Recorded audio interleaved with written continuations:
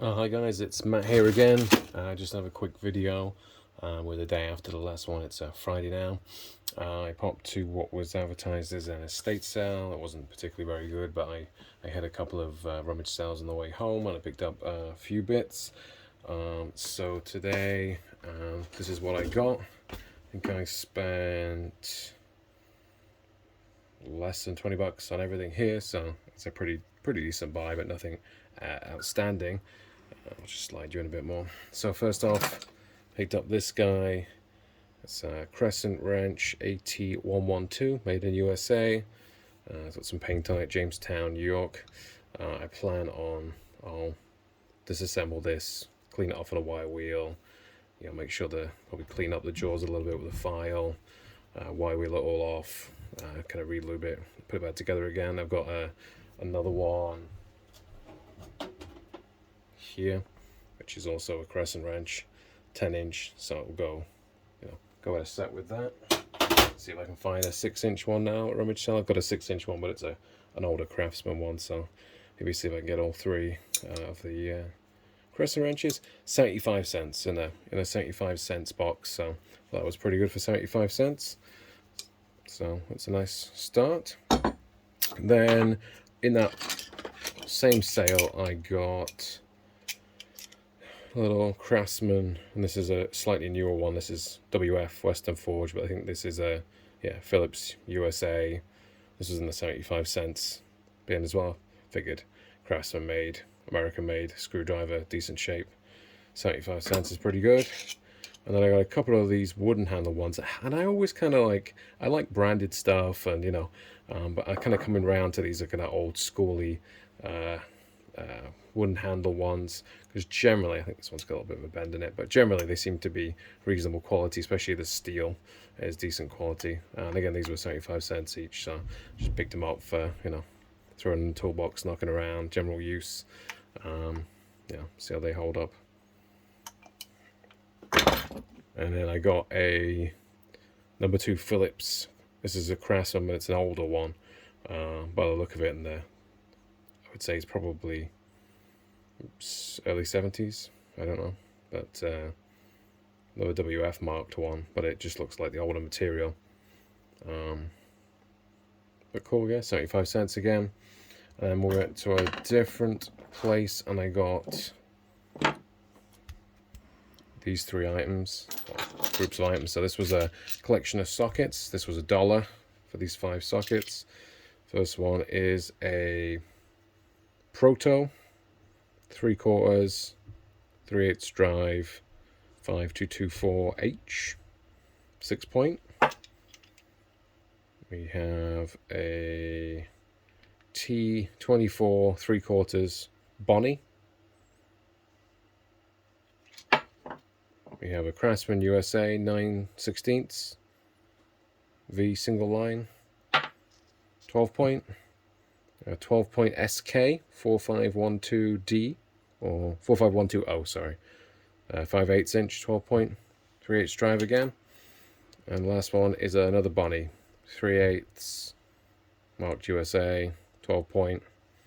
So I figured that was pretty good for $1.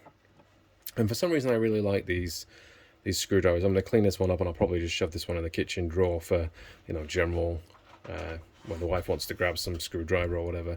It's Enders, I don't know how you're supposed to pronounce that, tools, Albert Lee, Minnesota, and it's one of these combination screwdrivers. So you got 1 Phillips, 2 Phillips, and then you pull it out, turn it around, and then you've got 1 flathead,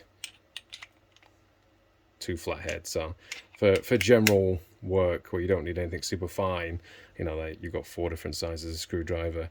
And unlike the cheapo ones, I think we had one of these made by Ace or whatever, it seems to be fairly well put together. The part that clips into the handle is a ball bearing lock, and then each of these flip around bits are also fairly tightly fitted and have a ball bearing lock on them, so they go together pretty nice. So I figured that was a nice one to have in the drawer. Sockets out of the way.